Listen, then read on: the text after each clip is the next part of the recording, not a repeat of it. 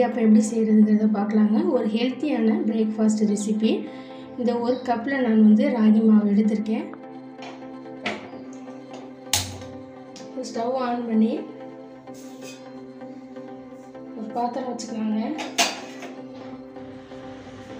எந்த கப்பில் நம்ம ராகி மாவு எடுத்தோமோ அதே கப்பில் 1.5 கப்பு நம்ம ஒரு கப்புக்கு 1.5 கப்பு தண்ணி சேர்த்துக்கலாம்.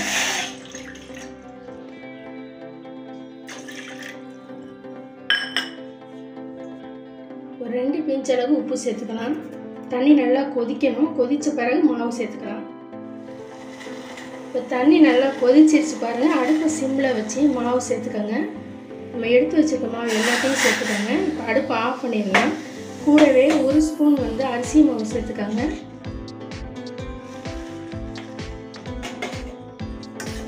இது நல்லா கலந்து விட்டுக்கோங்க.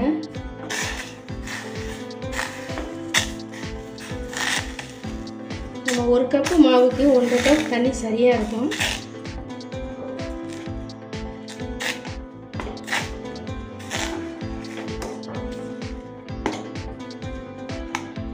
இப்போ நல்லா மாவை கலந்து விட்டாச்சு. இது ஒரு தட்டு போட்டு 10 நிமிஷம் மூடி வச்சிடலாம். இப்போ மாவு நல்லா 10 நிமிஷம் ஆயிடுச்சு பாருங்கள். இப்போ இதை நல்லா வந்து கையில் கொஞ்சம் எண்ணெயை நம்ம தொட்டு மாவை வந்து பிசைஞ்சு எடுத்துக்கலாம்.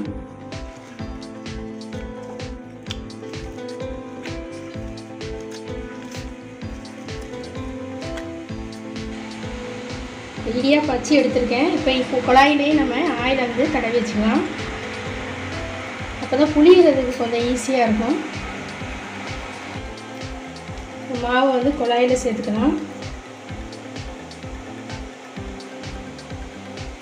இப்போ இட்லி தட்டியில் துணியை நினச்சி நான் போட்டு வச்சுருக்கேன். இப்போ புளிஞ்சு எடுத்துடலாம்.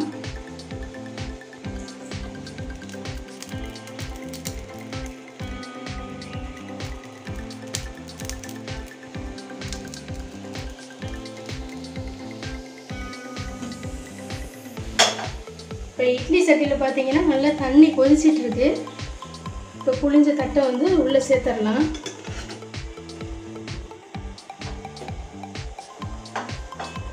ஒரு 5 நிமிஷம் மூடி வச்சோம்னா வெந்துடும்.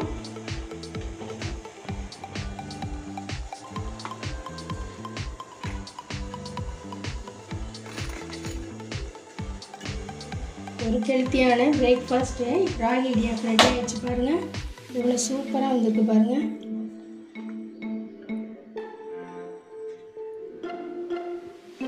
இதே மாதிரி நீங்கள் வீட்டில் செஞ்சு பாருங்கள். செஞ்சு பார்த்துட்டு எப்படி இருக்குன்னு ஃபீட்பேக்கில் கமெண்ட் போடுங்க. இந்த வீடியோ பிடிச்சிருந்துச்சுன்னா லைக் பண்ணுங்கள். நம்ம சேனலுக்கு சப்ஸ்கிரைப் பண்ணுங்கள். தேங்க்யூ.